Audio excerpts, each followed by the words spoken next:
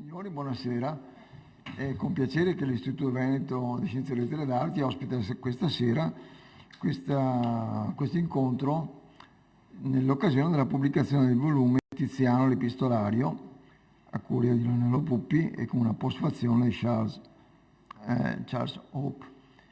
È un piacere perché sentire parlare di quest'opera che senza...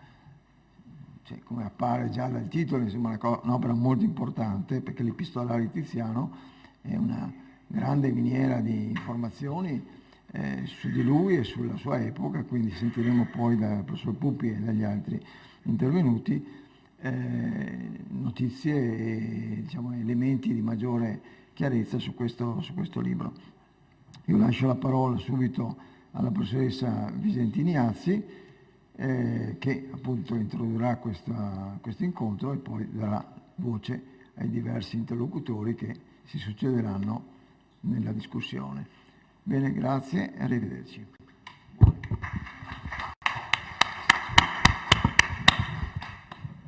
Buonasera, sono molto contenta di essere qui oggi in questa occasione e ringrazio in particolare gli amici dell'Istituto Veneto e il presidente, professor Danieli, che ha appena aperto questa serata. E non sono una studiosa di Tiziano, non sono direttamente coinvolta in questa presentazione, volevo solo dire la soddisfazione che mi dà avere avuto tra le mani, donato da Lionello Puppi, una copia di Tiziano l'Epistolario.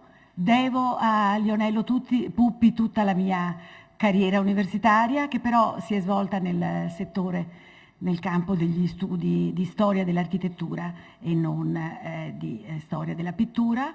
È un maestro fantastico. Ci conosciamo da un'eternità, avevo 22 anni quando ho cominciato, siamo 21, si credo appena.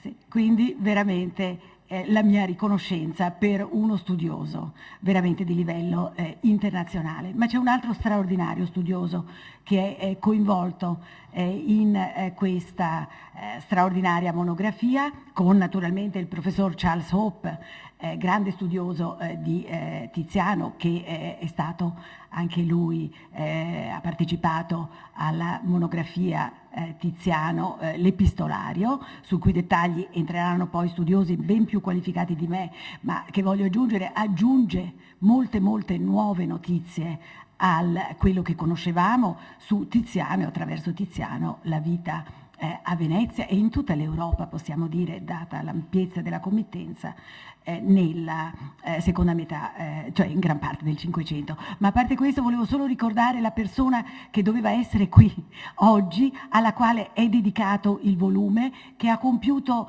studi importantissimi su Tiziano a partire dagli anni 60.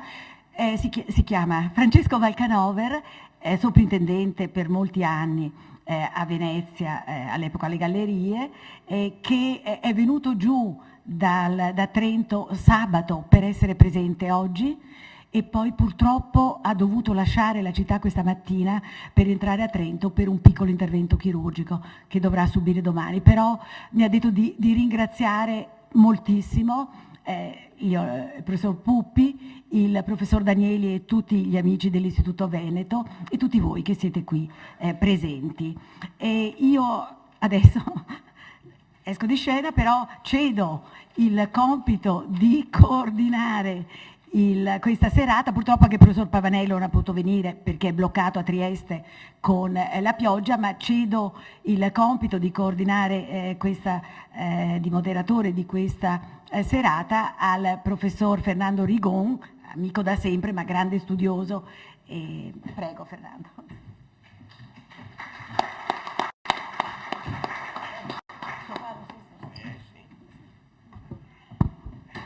Buonasera, parlo in piedi perché mi è stato detto che devo venire qua non più di 5 minuti fa, il che è l'ombra di Tiziano che mi perseguita e mi gratifica fin dal momento dell'uso della ragione.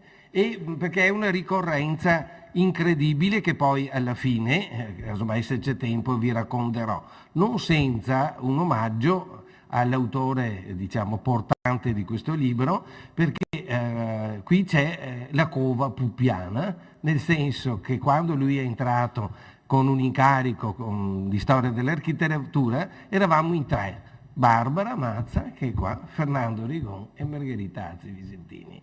Quindi siamo stati noi la punta di diamante, e era esattamente il 1965, quindi un po' di anni. E io facevo il corso con Palluchini su Tiziano. Ecco, e Palluchini mi presentò quello che poi è diventato uno dei miei più grandi amici, un secondo padre, Francesco Valcanover. Quindi io non mi sento, ma il destino mi autorizza a essere qua. Devo solo ben capire che cosa devo fare, cioè dovrò presentare, penso... Prima il professor Benzoni, che dopo deve andare. Sì, benissimo. Ecco, bene, allora cominciamo col professor Benzoni, di cui siamo amici intimi recenti per via di Fragolini, che stasera non gli ho portato perché avevo paura di rompere la bottiglia. Una tale autorità io ammiro sempre nel professor Benzoni, non solo la lucidità della sua intelligenza e della sua scienza, ma soprattutto il fatto di scrivere in una maniera che gli invidio molto. Prego, Gino. E ringrazio anche, siccome devo andare via, di farmi parlare per primo, e per giustificare il fatto che questo incontro inizia con me potrei citare un titolo relativo alla rivoluzione scientifica, non mi ricordo l'autore perché con gli anni la memoria svanisce. Si intitola Dal mondo del pressapoco all'universo della precisione. Vorrà dire che io sono il pressapoco e via via avrete invece il cesello della precisione.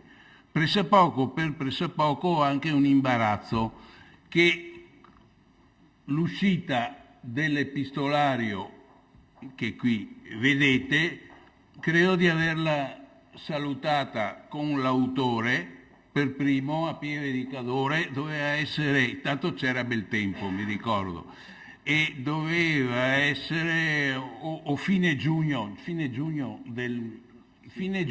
di quest'anno, e così ne approfitto per scusarmi sia con Lionello Puppi sia con Olivier, che è uno, eccolo là, perché mi hanno già sentito a piede di cadore. Non è che abbia letto una pagina memorabile, ho detto qualcosa, uno tende a ridire le stesse cose, per cui se si annoiano mi scuso in anticipo. Pieve di Cadore ovviamente la patria di Tiziano, e devo dire che se patria significa il luogo in cui si sta bene, per cui si può mollare una patria matrigna, il luogo è il luogo anche di residenza di Lionello Puppi, il quale con Tiziano ha, come dire, lungo i suoi decenni di studioso fervido e appassionato e sempre propositivo, e con Tiziano ha finito con l'identificarsi al punto da stare a piede di cadore, e poi non occorre andarlo a pescare a casa, basta andare in piazza e chiedere: avete visto il professor Puppi? Deve essere via o qua e là. Cioè veramente è una sorta di replica tizianesca nel luogo dove Tiziano è nato e che non ha mai dimenticato. E nello stesso tempo questo suo processo di identificazione con Tiziano, se ben ricordo, una quindicina o decina d'anni fa c'è stata in Saletta Tommaseo, una sorta all'Ateneo Veneto qui vicino, quella per cui bisogna fare le scale.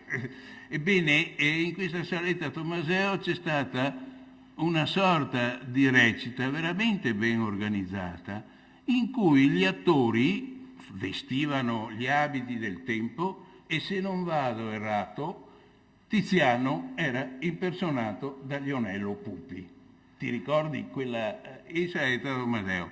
Non solo, ma Aretino lo faceva Augusto Gentili, che sembrava proprio il ritratto, che non era un ritratto bonario, di Tiziano ad Aretino, che siccome Aretino non pagava più quanto Tiziano avrebbe voluto, Tiziano si è un po' vendicato dipingendolo. Qui siamo nel mio pressapoco. Ebbene, detto questo, questo volume sortisce, diremo, da un trend interpretativo e di studio che può essere riassunto applicando a Tiziano quella formula che aveva adottato Michele Barbi. Michele Barbi, qui non vedo Manlio Pastore Stocchi, che forse sa chi è, ma non è detto che voi lo sappiate, era un dantista, un filologo, e gli estremi cronologici sono 1867-1941, quindi sono gli italianisti che adesso si ricordano che c'è stato. Ebbene, Michele Barbi, quando è nata alla fine degli anni 20 del secolo scorso, all'inizio degli anni 30, l'edizione nazionale delle opere di Ugo Foscolo, che tuttora è viva, fino a un certo punto vegeta, ma comunque tuttora è viva, ebbene Michele Barbi aveva detto come parola d'ordine: del Foscolo dare tutto. Cioè non si sta a selezionare, del Foscolo dare tutto. Ebbene, anche se non c'è stata una parola d'ordine espressa e formulata da qualcuno a proposito di Tiziano, questo è il criterio, è una figura talmente gigantesca che di Tiziano va dato tutto. In questo dare tutto, qui abbiamo questo volume curato da Lionello da Lionello Pupi, Lionello che va verso il tutto, in cui cosa si può dire? Che spesso il dare tutto è appesantito per quel che riguarda la ricezione dal punto di vista da edizioni o poco curate filologicamente o magari ben fatte ma con grigi volumi di copertina, come faccio per dire per decenni gli atti dell'Istituto Veneto, quel grigio deprimente, ora sparito grazie a una vivacizzazione che c'è da qualche anno, che fa sì che siano anche gradevoli a vedersi, sia gli atti che le memorie dell'Istituto Veneto, nelle quali memorie poi è uscito di Mangini, cos'era? Mangini, Tiziano e la corte asburgica. Ecco, qui adotto ancora una volta un titolo, con questa edizione c'è il piacere del testo. Il piacere anche in termini fisici, per cui quanto vi si legge di Tiziano a qualcuno o di qualcuno su Tiziano è proprio sollecitato dal piacere che dà lo sfogliare questo volume, il consultarlo e via discorrendo.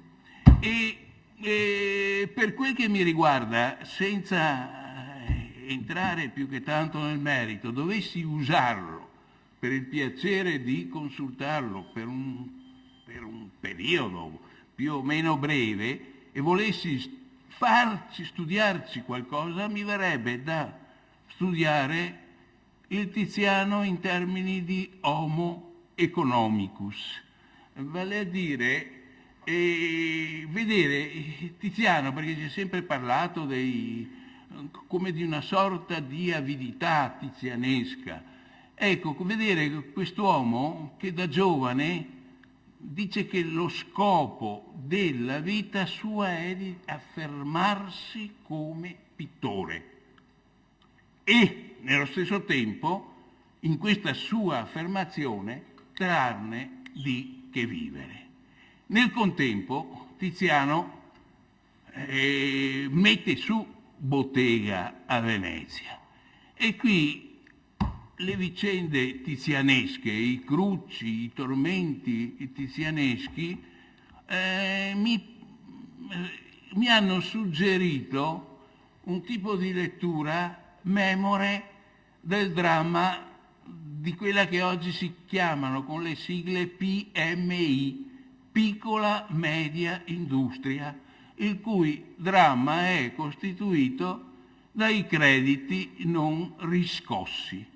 Nel caso di Tiziano, diremo la costante della sua vita era un meccanismo per cui l'autopromozione passava anche per i grandissimi personaggi che gli affidavano il proprio ritratto, ma questi personaggi più grandi erano, meno erano puntuali pagatori. In fin dei conti, drammi finanziari non li aveva il padre di Jacopo da Bassano, lo stesso Jacopo da Bassano, finché stava in loco, perché se c'era una confraternita, se c'era una parrocchia, se c'era un borghese emergente o un piccolo nobile, gli commissionavano qualcosa, commissionavano e pagavano, non prendeva granché. Tiziano si è trovato in una situazione perché proprio egli dipingeva principi, re, papi, cardinali e aspiranti papi e via discorrendo. A proposito, quasi tutti i cardinali credo siano aspiranti papi, tant'è che a suo tempo, e me la conferma ogni volta che leggo i dispacci degli ambasciatori veneziani da Roma, la sensazione mia è che il Papa sia l'unico cardinale che non desidera la morte del Papa. E detto... E lui, e Tiziano, ha avuto a che fare con un Papa gigantesco come Paolo III. Proprio il rapporto con Paolo III, questo vecchio aggrappato alla vita, ma nello stesso tempo con i nipoti che gli stanno dietro, quasi soffiandogli sul collo, e fa venire in mente che con questi personaggi di questa statura, per esempio con Paolo III, Tiziano e Paolo III avevano un denominatore comune e questo denominatore comune era costituito da quella che chiamerei la ragion di famiglia. La ragion di famiglia di Paolo III era sistemare definitivamente la famiglia, perché era un padre e un nonno viscerale nel ducato farnesiano di Parma, un papa che fa uno stato per la famiglia. A proposito, con i Farnese Tiziano ha avuto a che fare. E nello stesso tempo cos'è? E Tiziano cosa voleva dal Papa? Una sistemazione per il figlio Pomponio. Anche Tiziano aveva il premere della ragion di famiglia. In questa... E poi un'altra cosa che mi viene da dire sempre scorrendo questo epistolario che proprio per pur di tenerlo sul tavolo uno magari dice ci studio qualcosa sopra, attorno e via proseguendo, epitesto, paratesto, pretesto, tutto quello che volete.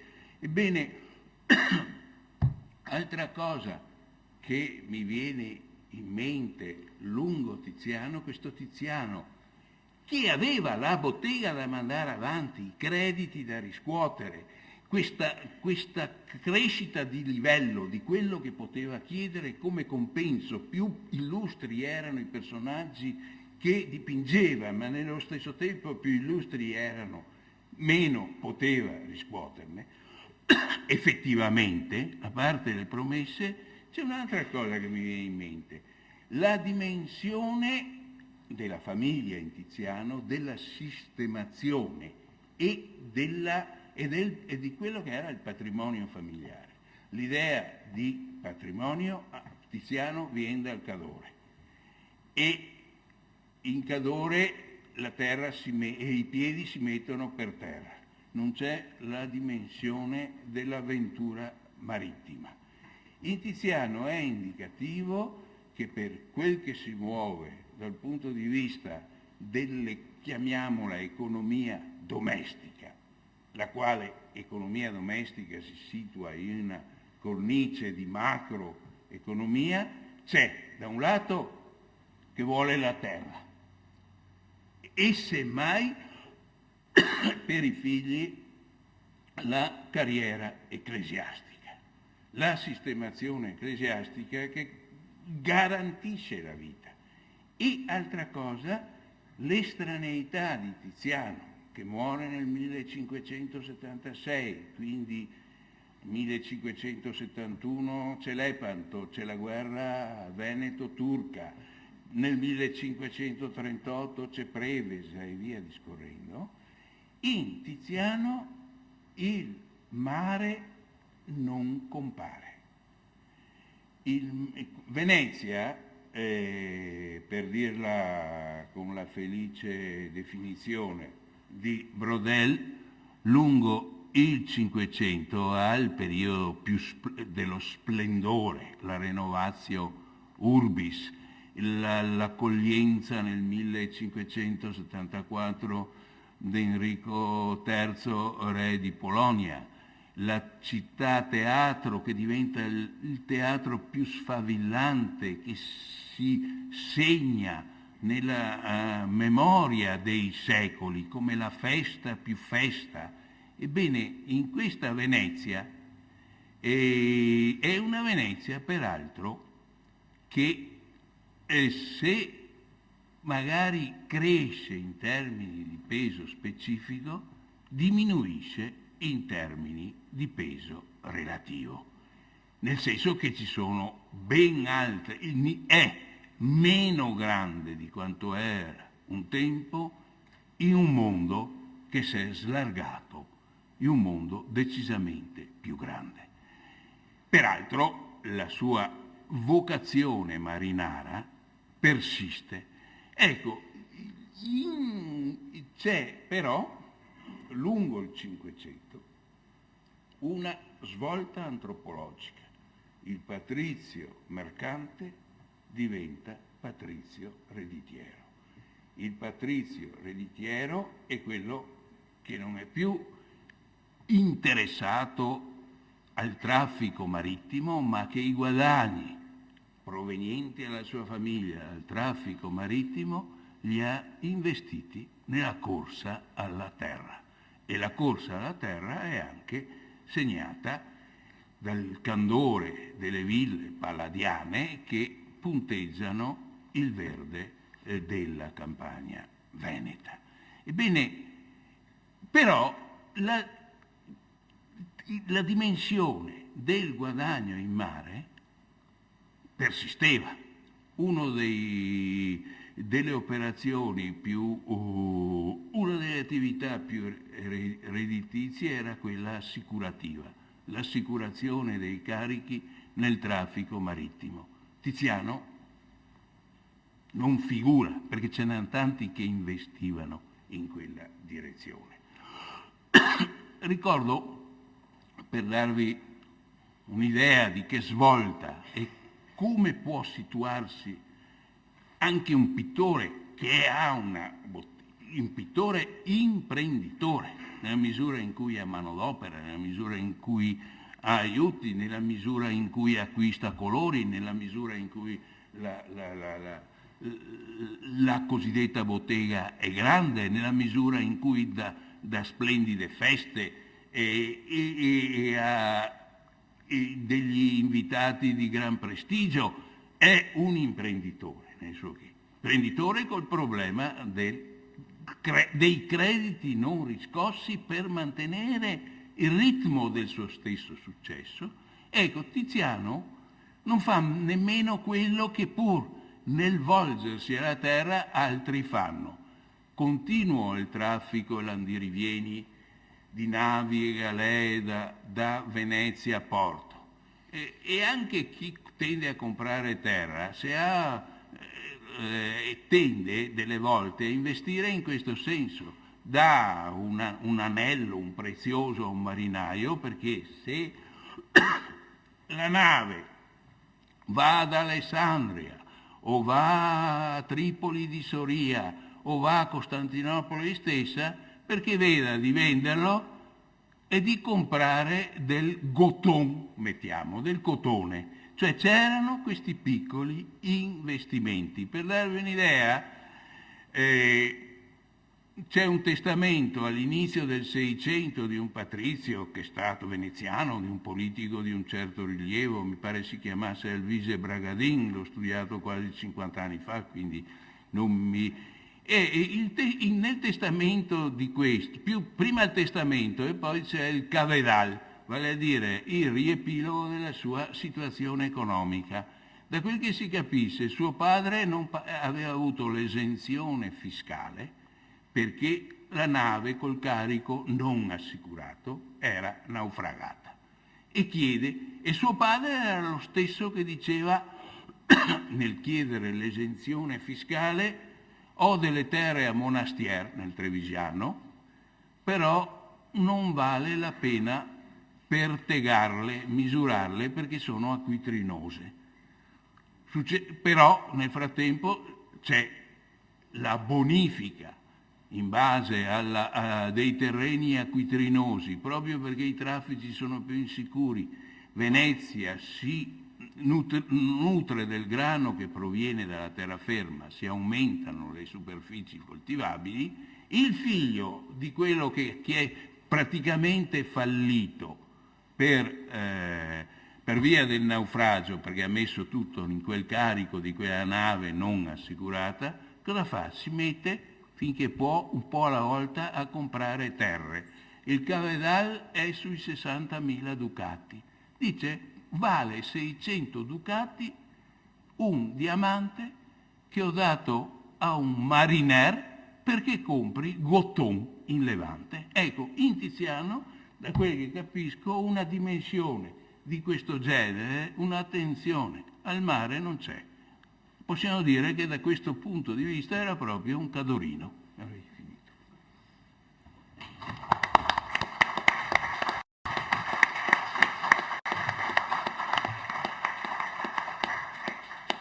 Credo di esprimere la soddisfazione e il compiacimento comuni per questo nuovo saggio della metodologia di Benzoni, che sembra come un pendolo che oscilla tra l'esistenziale e la storia, tra l'evento e i grandi disegni degli studiosi che lo guardano. Non sai mai dove finisca Shylock e cominci Shakespeare, insomma, siamo sempre lì.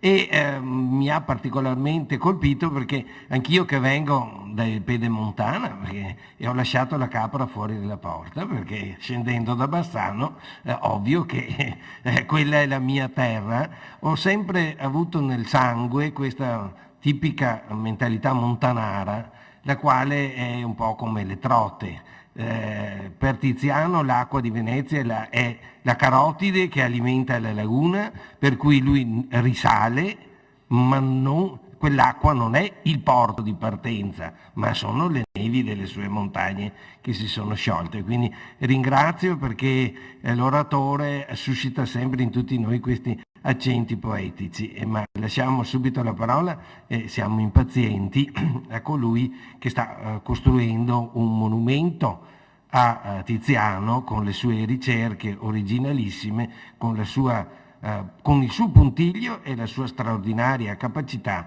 di saper leggere i documenti. La grande lezione di Lionello Puppi è stata quella di zavorrarci tutti per risalire alla base del documento, facendo piazza pulita di tante divagazioni di carattere dal puro visibilista al sentimentale, perché in lui tutto diventa oggettivo. E allora lo attendiamo.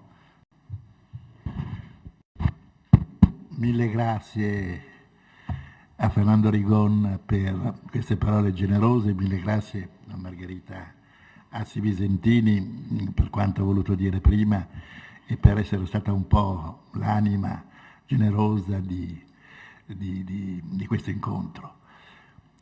Grazie ovviamente al professor Benzoni che, tanto per dire, aveva annunciato che in questa occasione avrebbe ripetuto cose già dette a Pieve di Cadore. Non è assolutamente vero, perché ce ne ha dette di nuove. E come quelle che ci aveva detto allora, naturalmente anche molto molto molto stimolanti.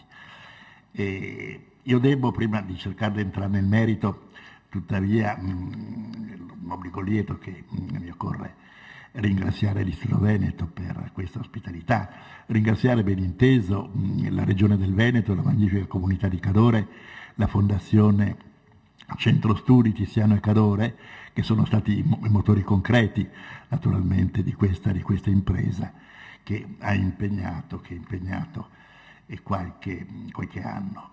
E un grazie ancora, e non da ultimo, ma non da ultimo, io voglio esprimere al professor Charles Hope per la sua presenza assolutamente determinante in questa impresa. Parlava Gino Benzoni di dare tutto, indicava un tutto possibile che c'è qua dentro, ma c'è soltanto perché c'è la presenza di Charles Hope.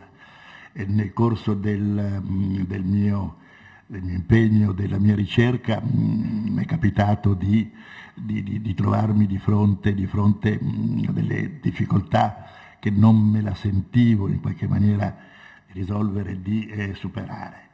E mi sono rivolto, appunto, conoscendo la sua lunga confidenza, i contributi, attestato da contributi decisivi, determinanti del professor Hope, mi sono rivolto a lui per alcuni di questi passaggi terribilmente difficili.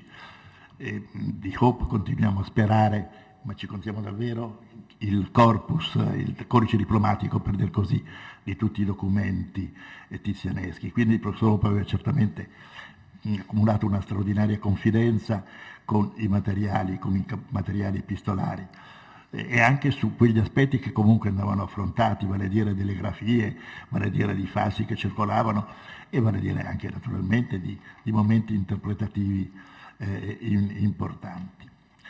Con signorilità, con assoluta signorilità, e da grande studioso qual è, Hope ha cercato di stendere una post-passione che è assolutamente necessaria e decisiva per la qualità e per l'utilità di questo impegno.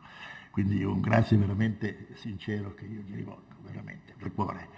E l'altro grazie naturalmente va a chi ci ha dato la lezione da cui ci siamo mossi, vale a dire Francesco Valcanover.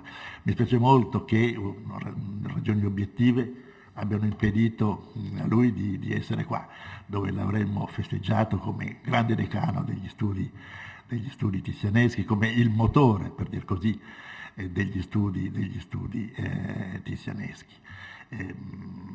Abbiamo attestato la nostra riconoscenza dedicandogli questo volume. Ci sarebbe piaciuto averlo qua, ma speriamo che capiti qualche altra occasione. In ogni caso, il grazie più grande, tra i tanti grazie che ritenuto di esprimere. L'altro, ovviamente, il nostro Fernando Rigol, che dirige l'orchestra, avvertito 5 minuti prima naturalmente dei fatti.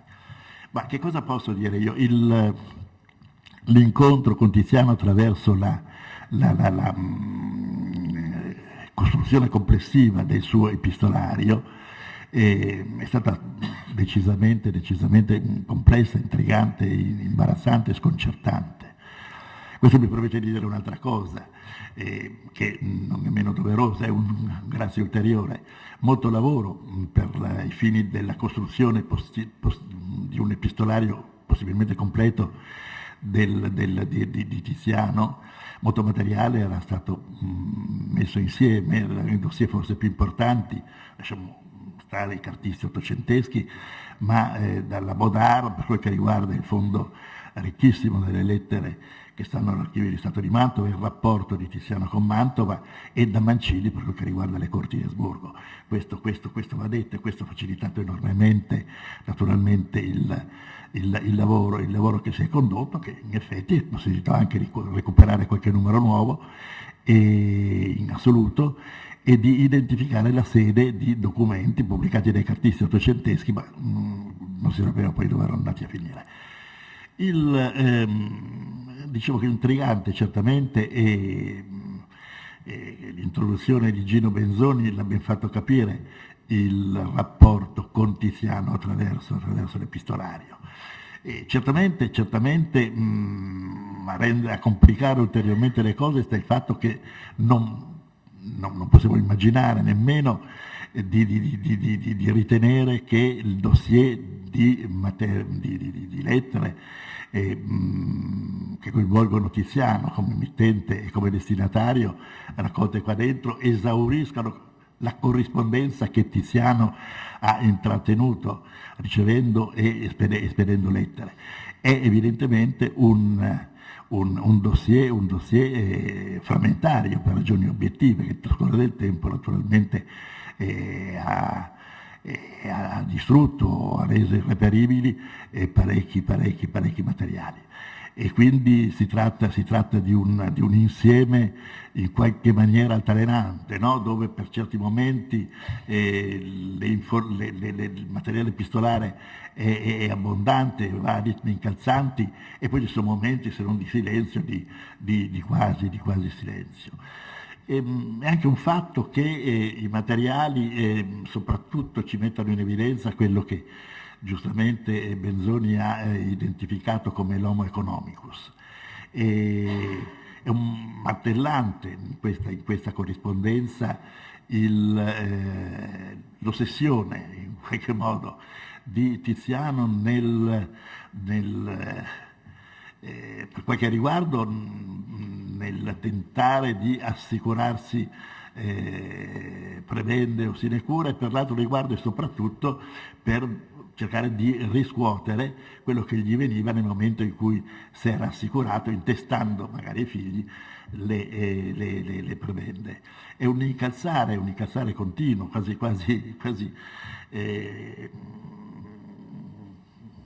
noioso, non è vero, nella sua ripetitività, ma in realtà è estremamente significativo quando tutto questo lo si voglia vedere in una certa ottica, che allora coinvolge nell'attività dell'homo economicus quella che non interessa naturalmente in primo luogo del grande artista. Perché a rigore Tiziano molto spesso quei suoi capolavori, su cui a un certo momento nel finire della vita, e per quel che riguarda Filippo II, stende un elenco e dice: questa roba te l'ho mandata e non me l'hai pagata. In realtà è materiale, quello mandato a Filippo II e quello mandato a tanti altri potentati, in qualche modo come dono. Un dono che naturalmente che chiedeva la contropartita, ben inteso, che poteva essere la prebenda, poteva essere la rasolante. Bisogna anche dire che poi, mettendo insieme certe cose, l'inadempienza, non è vero, dei potenti è quella poi che è stata soprattutto sottolineata in maniera martellante di Filippo II, non è un dato di fatto, provato. Devo dire, mi è sfuggita una lettera di Filippo II al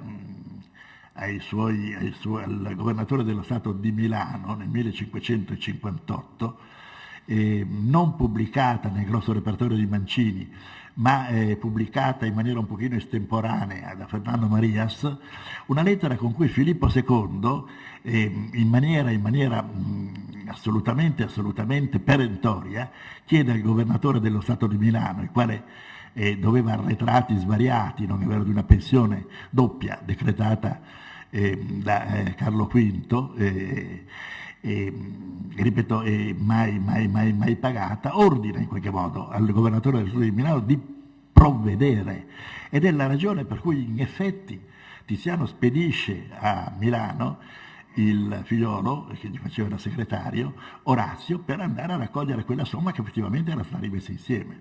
Ma certi altri frammenti di documenti si ricompongono, e dunque, perlomeno in quel momento, Filippo II insomma si era fatto sentire e aveva superato quelle che poi noi troveremo ancora come barriere che a lui stesso e al re, non è vero, alzavano i burocrati, non è vero, estremamente cavillosi della sua macchina di governo. Ma a un certo momento si fa sentire. Il figlio va a Milano, poi incorre un incidente abbastanza penoso, viene aggredito da Leone Leoni, uno scultore un po' così, uno scultore di grande talento, ma un uomo abbastanza diciamo così vivace. Ma i 2000 scudi, in quell'occasione quantomeno, Orazio se li intasca e li porta a casa. Quella missione, peraltro, Tiziano mette nei bagagli del figliolo una dozzina di tele, incaricandolo di smerciarle una volta che si fosse trovato sulla piazza di Milano. E bisogna dire che in effetti Orazio provvede e le smercia proprio il governatore dello Stato di Milano. Ecco, allora questo intreccio, no?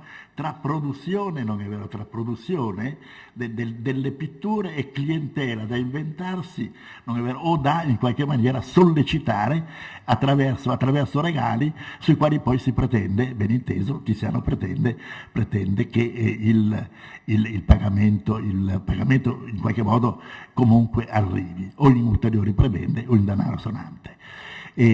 Ma è una macchina in ogni caso che è imprescindibile, per dir così, dall'attività pittorica di Tiziano, dalla sua preoccupazione di attrezzare una bottega estremamente efficiente e in grado quindi, non è vero, di assicurare una produzione, non è vero, che incontrasse una clientela che si andava allargando. Quello che appare abbastanza evidente, per esempio, dall'epistolario, suffragato da documentazione, in ogni caso di supporto, è che l'invenzione, non è vero, immediatamente destinata al personaggio di grande rilievo, al signore, al principe, all'imperatore, al sovrano, in qualche modo muoveva una fama di sé che sollecitava una richiesta a Tiziano di repliche. Ecco, di conseguenza la preoccupazione di Tiziano di organizzare una bottega che fosse in grado di provvedere. È un ingranaggio estremamente complesso, vale a dire quello dell'homo economicus e dell'uomo e dell'artista e del padrone di bottega,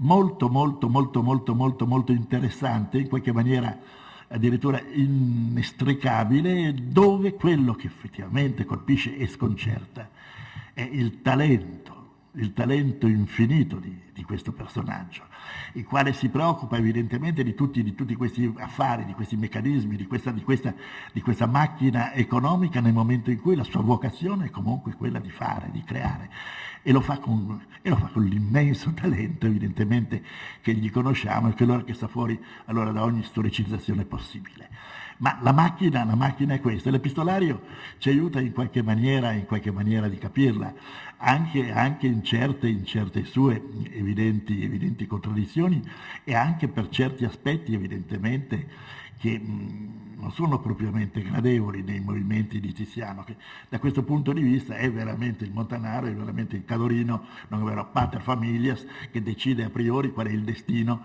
naturalmente di questo figlio, di quell'altro figlio, della figlia e così via dicendo, e pretende ben inteso che il destino decretato a questi figli dai medesimi sia adeguatamente rispettato, vissuto e portato a conseguenza. Questo è uno degli aspetti evidentemente che l'epistolario così sollecita, porta alla riflessione, invitando ad approfondire ulteriormente la ricerca, e proprio sul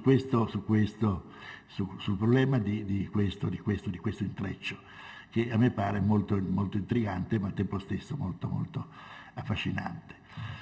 Non voglio assolutamente annoiare, procedere entrando magari in aspetti di dettaglio dell'universo che viene fuori da questo epistolario, non completo come premettevo, ma estremamente significativo, già con il documento che lo apre, perché è un documento assolutamente sconcertante. Si tratta sostanzialmente della richiesta, cominciamo bene dunque, no? Della richiesta da parte di Tiziano di una pensione contro dei tedeschi, e che praticamente contrassegnava il pittore ufficiale dello Stato. Della pensione godeva in quel momento il patriarca dei pittori veneziani, Giovanni Bellini. Tiziano di fatto si prenota, non è vero, per rispondere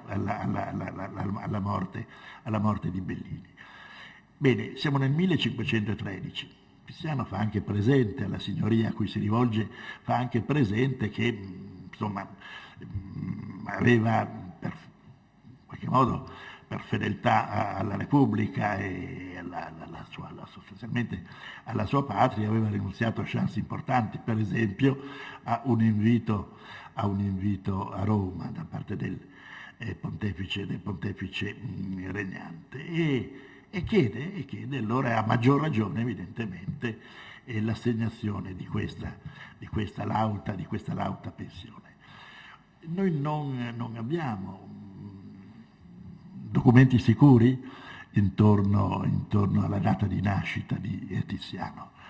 E se la data di nascita la fissiamo come si tende tra 1488 e 1490, è praticamente un ragazzo di 23 anni che tra l'altro allora ancora più ragazzo, praticamente un adolescente, avrebbe dipinto sulla facciata verso terra del fondaco dei tedeschi.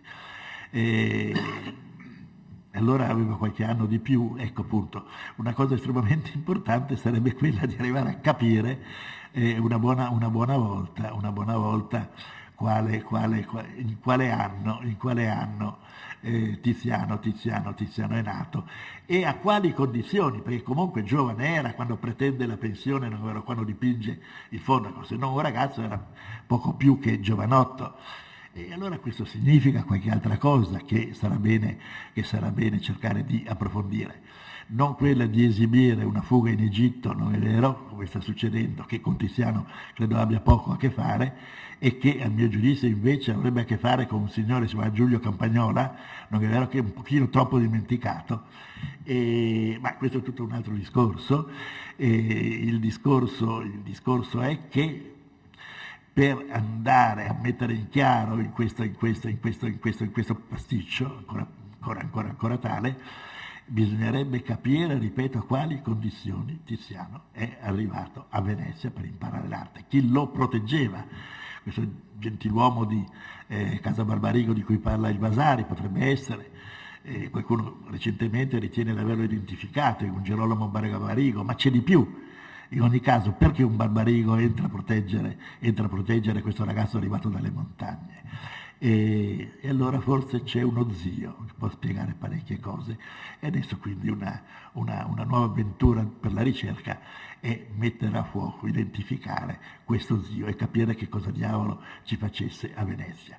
Non è uno zio da poco, perché è il padre di quello che sarà per Tiziano, Tomatito, il cugino, e l'uomo fidato, l'amico del cuore, quello che poi metterà al mondo Marco, in cui Tiziano vede la discendenza in qualche maniera della sua lezione pittorica.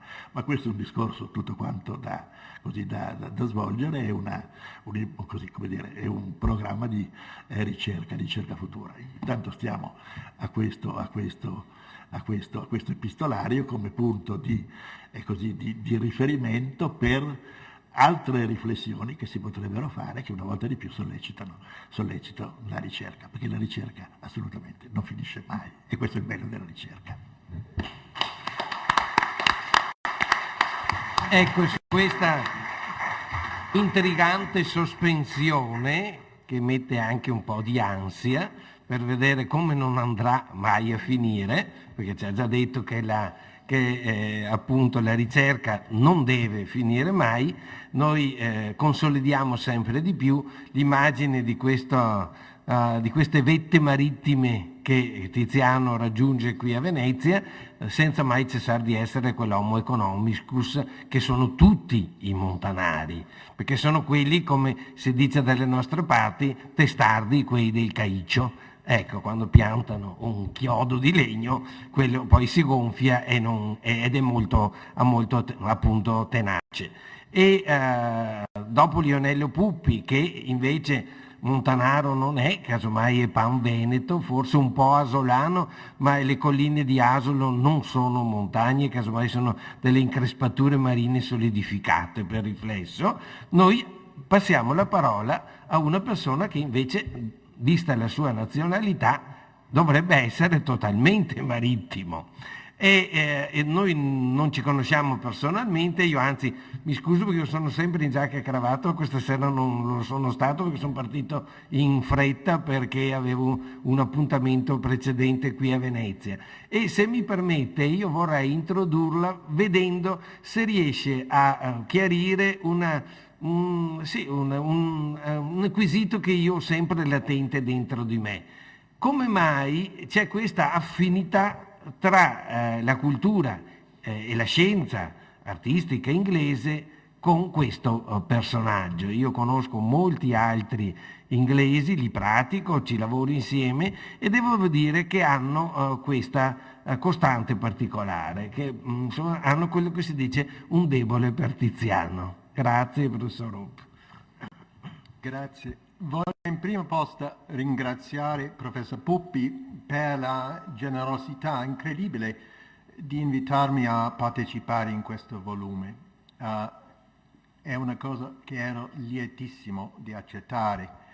E mi viene in mente la prima volta che sono stato a Pieve di Cadore, che era 40 anni fa, quando faceva la tesi di dottorato con Francis Haskell a Oxford. E l'argomento della tesi era la corrispondenza di Tiziano proprio, e quindi sono arrivato in Italia per fare delle ricerche in vari archivi per vedere le lettere originali, e ho passato qualche tempo qui a Venezia, nell'archivio di Stato, anche a Mantova, anche a Parma, a Modena, eccetera. E poi finalmente sono arrivato a Pieve di Cadore, dove ci sono, se mi ricordo bene, 6 lettere di Tiziano. Erano tutti stati pubblicati da Celso Fabbro nell'archivio storico di Belluno Feltre Cadore, ma volevo vedere l'originale. Quindi sono arrivato alla casa di Tiziano e avevo chiesto il permesso di vedere queste lettere. Il custode non era molto felice e mi ha detto che era necessario di chiedere il permesso dal Monsignore. Quindi sono stato dal Monsignore e lui mi ha detto immediatamente che questo fosse lavoro per in italiano. E in nessun caso potevo leggere le lettere, potevo vedere le lettere forse, ma fare degli appunti assolutamente no. Quindi, dopo questo, non sono tornato a Pieve di Cadore per alcuni anni e finalmente, dopo il Monsignore era passato a Miglior Vita, sono tornato e ho trovato tutta la gente gentilissima e ho potuto vedere tutti i documenti tizianeschi nella casa di Tiziano, tutti i documenti nell'archivio Cadorino ed anche tutte le ricchezze della biblioteca di Celso Fabbro. Fra cui c'erano alcune foto di lettere di Pomponio Vecellio, Francesco Vecellio ed anche di Tiziano, foto che ora sono smarrite, no? Devono essere in qualche posto nella biblioteca, ma non si può trovare in questo momento, ma fortunatamente avevo fatto fare delle fotocopie e da queste fotocopie abbiamo tre edizioni, i testi sono inclusi in questo volume. Oggi infatti conosciamo più di 250 lettere ricevute o spedite da Tiziano. Un numero che supera probabilmente quelle delle lettere di qualsiasi altro artista del Cinquecento, ad eccezione di Michelangelo e di Vasari. Il gran numero delle lettere superstiti di questi ultimi è dovuto al fatto che molte di queste furono conservate dai rispettabili familiari e parenti, ma le lettere originali ricevute da Tiziano sono in gran parte scomparse e solo poco di quelle indirizzate ad amici e parenti sono state ritrovate. Quello che abbiamo invece sono nella maggior parte dei casi lettere a importanti committenti conservate nei loro archivi e le copie delle loro lettere indirizzate a Tiziano, conservati negli stessi archivi.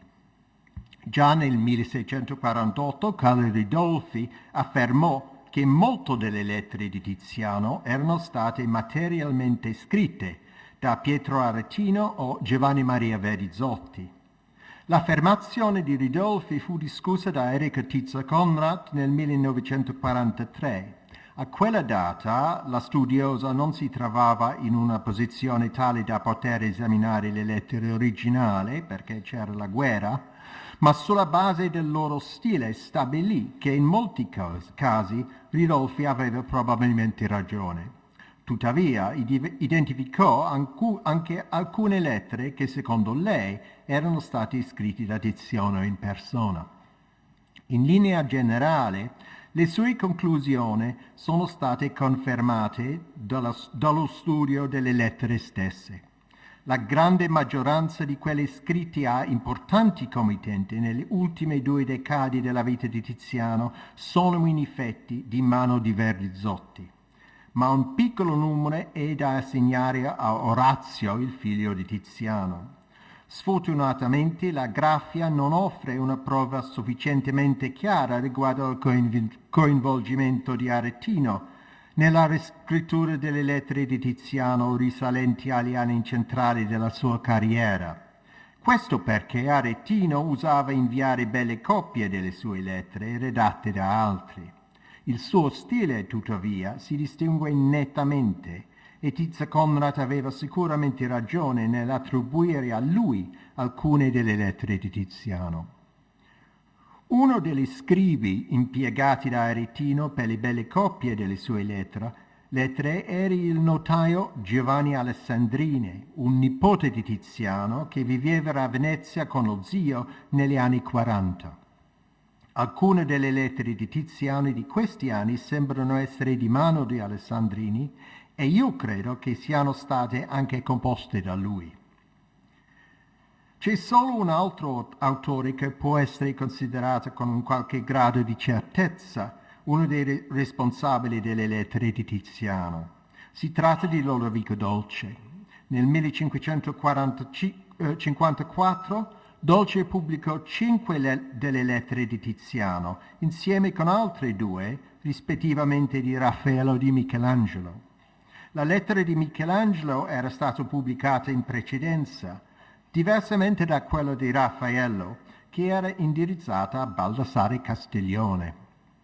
Poiché si tratta dell'unica lettera di Raffaello che sembra contenere idee generali sulla pittura, diventò molto famosa. Per esempio, fu menzionata da Giovan Pietro Bellori nel suo discorso sull'idea. Sfortunatamente, la lettera fu con tutta probabilità scritta non da Raffaello, ma da Dolce. Nei primi anni 50 del Cinquecento, in varie pubblicazioni che culminarono nel dialogo della pittura intitolato L'Aretino del 1557, Dolce cercò di affermare l'idea che i supremi pittori moderni erano 3, Michelangelo, Raffaello e Tiziano. Questo è il motivo per cui aveva bisogno di una lettera di Raffaello che andasse insieme a quelle di Tiziano e di Michelangelo, e non avendo accesso a nessuna delle lettere di Raffaello, la scrisse lui stesso. Sembra molto probabile che sia stato lui a scrivere anche le lettere di Tiziano che pubblicò nel suo libro, ma non c'è ragione di dubitare che tutte queste lettere furono davvero spedite, come altre dello stesso periodo indirizzate a Carlo V ed ad Antoine Pernod de Granvelle. Non c'è nulla di sorprendente nel fatto che, per comporre le lettere da spedire a clienti importanti, Tiziano si affidasse a chi aveva uno stile più ricercato del suo.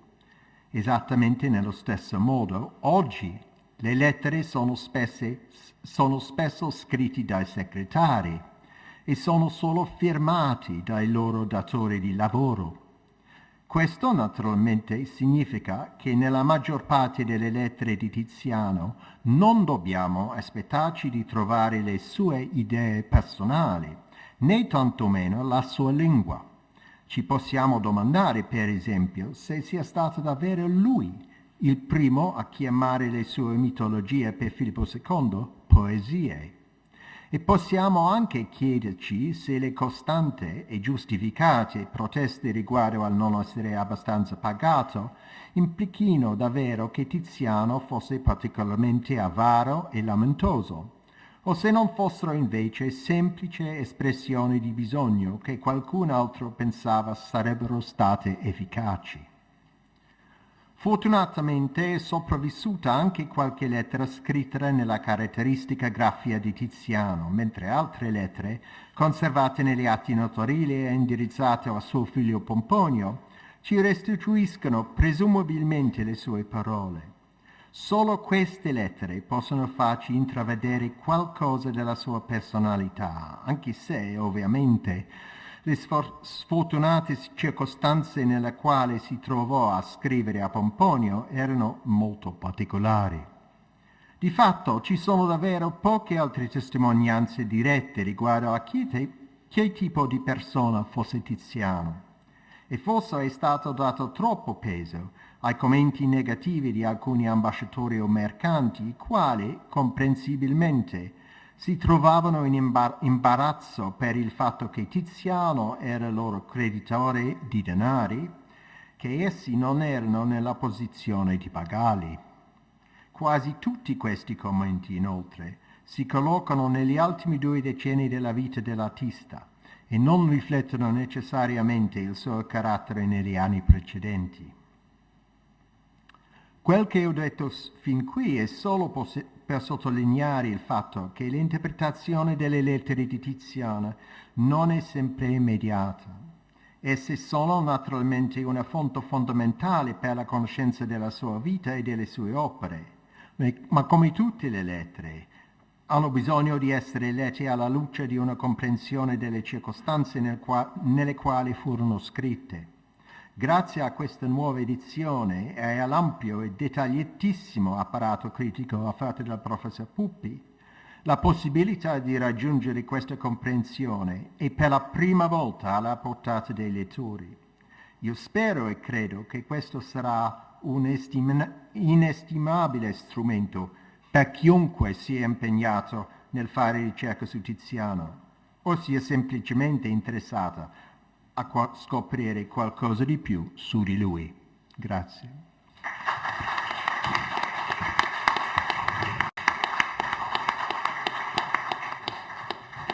Ogni lettera che si rispetti del Cinquecento ha bisogno del sigillo di Ceralacca e ne abbiamo avuto un saggio con questa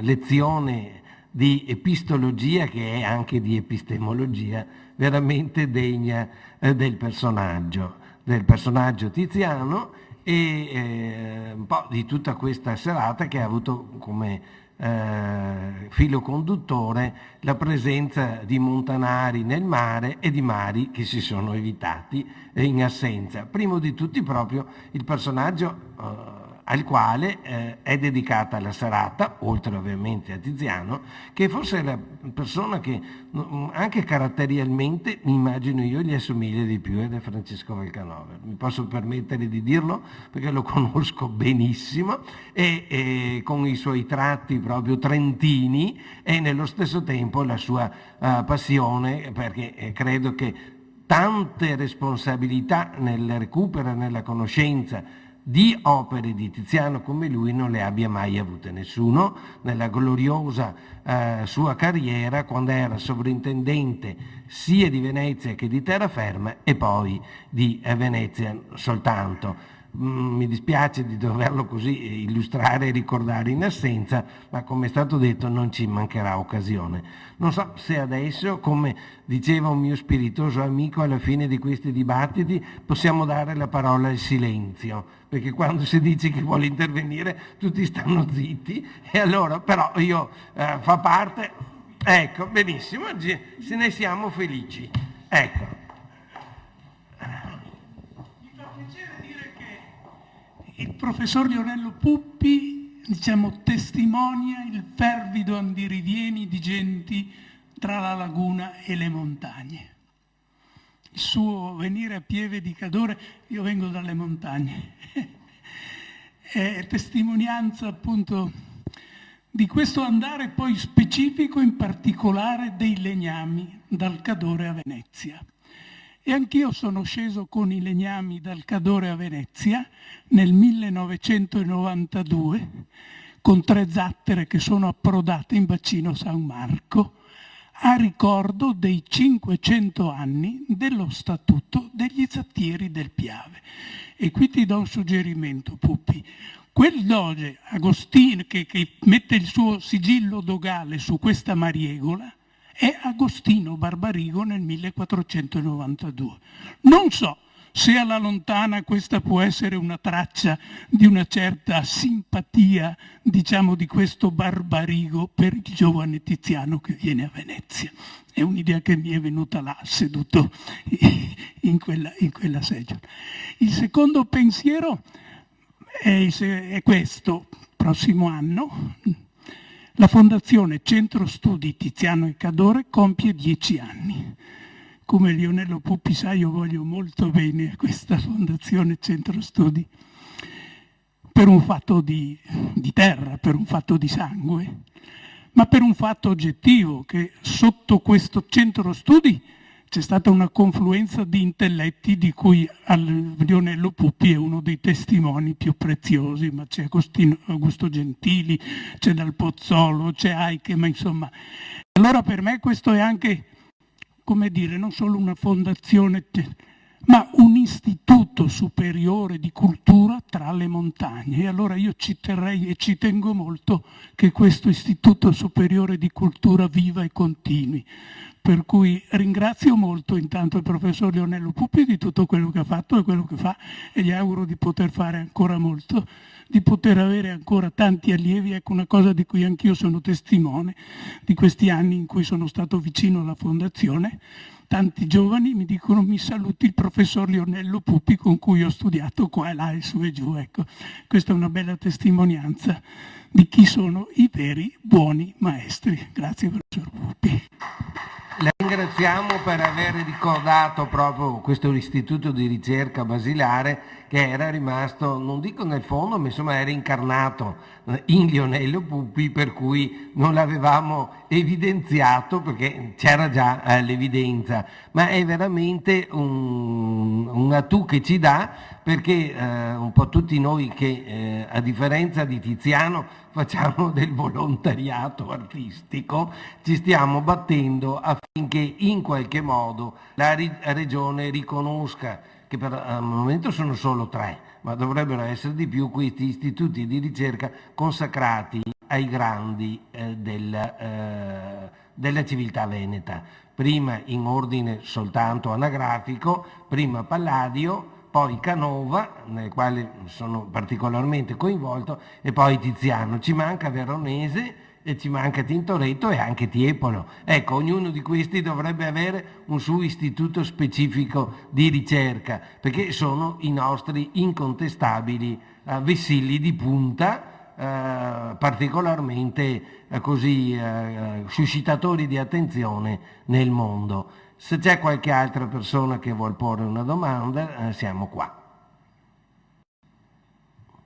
No, allora, visto che un po' il pubblico sta sciamando per ragioni puramente orarie, ecco, noi ringraziamo, io chiedo scusa di questa entrée, ma sono stato anche, me ne sono commosso, trascinato, e soprattutto trascinato da loro, ma spinto dietro da questa mano di Tiziano, di cui voglio ricordare un'ultima cosa, che finché facevo il corso con Palluchini nel 65-66 e iniziavo l'apprendistato della neocattedra di storia dell'architettura, in storia moderna avevo un corso sui primi 30 anni di Carlo V con Federico Seneca, e potete immaginare quanto abbiamo masticato Tiziano anche là. Grazie di questa serata e arrivederci.